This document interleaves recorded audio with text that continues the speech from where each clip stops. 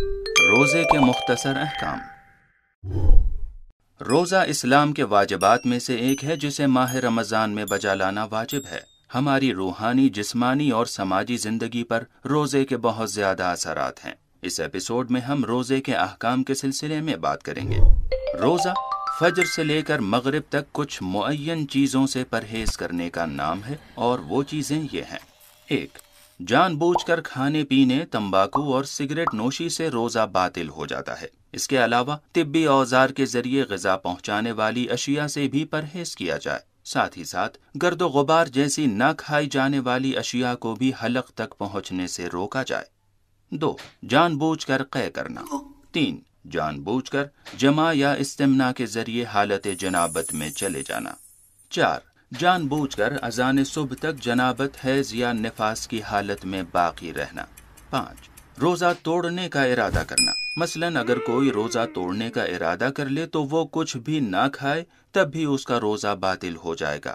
6. بعض فقہا کے نزدیک پورا سر پانی میں ڈبونے سے بھی روزہ باطل ہو جاتا ہے۔ 7.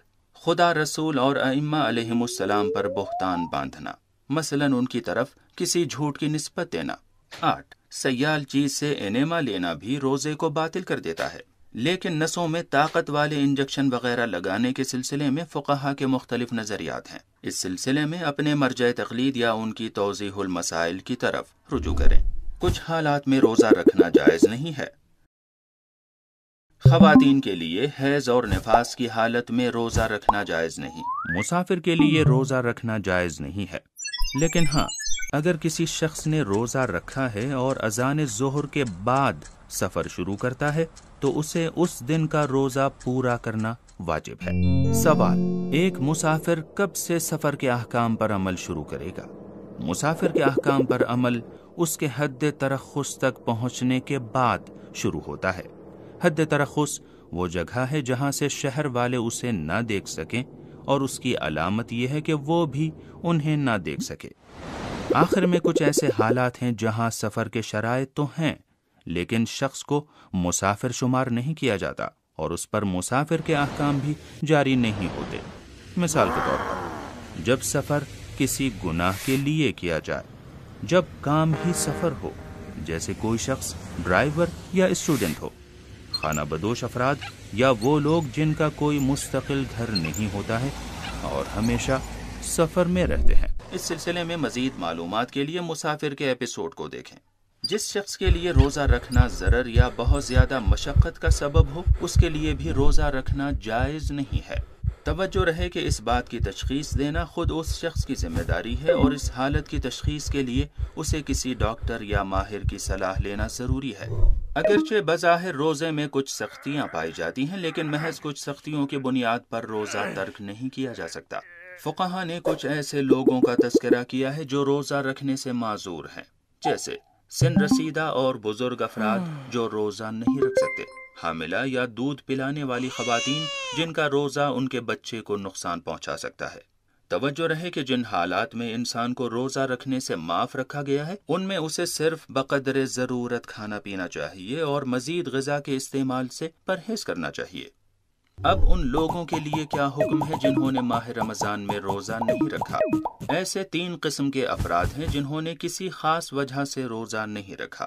پہلے وہ لوگ جو روزہ رکھ سکتے تھے لیکن کسی شرعی عذر کی وجہ سے روزہ نہیں رکھا، مثال کے طور پر مریض یا مسافر ہو، یا کوئی ایسی خاتون جسے حیض آ گیا ہو۔ یہ افراد ماہ رمضان ختم ہو جانے کے بعد روزوں کی قضا کریں گے، اور اگر اگلے سال رمضان تک قضا نہیں بچا لائے تو قضا کے ساتھ ساتھ کسی غریب کو فدیہ بھی دینا ہوگا۔ فدیہ 750 گرام غذا کو کہتے ہیں، جیسے گیہوں یا چاول جیسی روزمرہ کھائی جانے والی چیزیں، جسے ہر روز کے بدلے دیا جائے گا۔ دوسرے وہ لوگ ہیں جو جان بوجھ کر بغیر کسی شرعی عذر کے روزہ چھوڑ دیتے ہیں، تو ان لوگوں کو روزے کی قضا کے علاوہ کفارہ بھی دینا ہوگا۔ کفارہ یعنی ایک روزے کے بدلے مسلسل 2 ماہ روزہ رکھنا یا 60 فقیروں کو کھانا کھلانا۔ توجہ رہے کہ روزے کے درمیان اگر کوئی شخص روزہ توڑنے کا ارادہ کر لے اور دن بھر روزہ باطل کرنے والا کوئی کام انجام نہ بھی دے تو بھی اس کا روزہ باطل ہو جاتا ہے۔ ایسی صورت میں کفارہ دیے بغیر اسے صرف روزے کی قضا کرنی ہوگی۔ تیسرے وہ لوگ ہیں جو روزہ رکھ ہی نہیں سکتے، جیسے سن رسیدہ اور ناتواں افراد، انہیں صرف فدیہ دینا ہوگا، اور وہ شخص بھی اسی زمرے میں آئے گا جو 1 سال ماہ رمضان سے دوسرے سال ماہ رمضان تک مریض رہا ہو، اسے بھی صرف فدیہ ادا کرنا ہوگا اور روزے کی قضا ضروری نہیں ہے۔ فدیہ یا کفارہ ادا کرنے کے لیے آپ اپنے مرجع تقلید یا ان کے نمائندے کی طرف رجوع کر سکتے ہیں، وہ آپ کے فدیے یا کفارے کی رقم کے ذریعے آپ کی طرف سے غریبوں میں کھانا تقسیم کر سکتے ہیں۔ ماہ رمضان کے اختتام پر چاند دیکھنے یا ماہ رمضان کے 30 روز تمام ہو جانے کے بعد عید الفطر ثابت ہو جاتی ہے۔ اب ہمیں زکوٰۃ فطرہ ادا کرنی ہے۔ زکوٰۃ فطرہ کیا ہے؟ زکوٰۃ فطرہ عید فطر کے دن ہر شخص کی طرف سے ایک واجب مالی ادائیگی ہے، چاہے وہ بچہ ہو یا بالغ، دیندار ہو یا بے دین، مسلمان ہو یا غیر مسلمان۔ فطرہ کتنا ادا کیا جائے؟ فطرے میں روزمرہ کھائی جانے والی 3 کلو غذا یا اس کے برابر رقم ادا کی جاتی ہے۔ فطرہ کون ادا کرتا ہے؟ یہ ذمہ داری اس شخص کی ہے جو گھر والوں کے لیے کماتا ہو اور خود فقیر بھی نہ ہو۔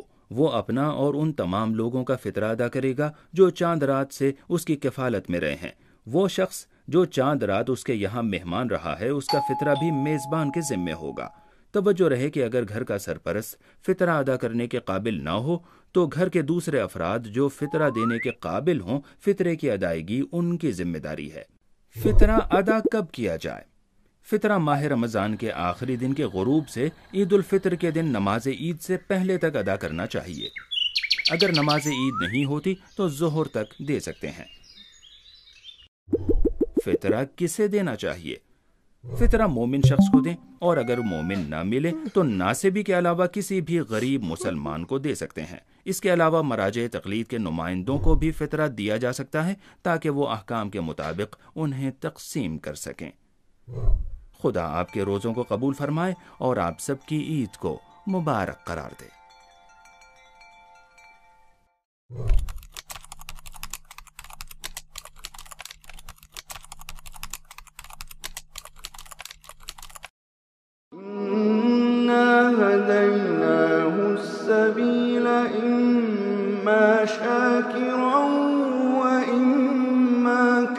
اگر آپ ہمارے لیٹسٹ ویڈیوز کے بارے میں جاننا چاہتے ہیں تو ہمارے چینل کو سبسکرائب کریں اور بیل آئیکن کو پریس کریں۔ شکریہ۔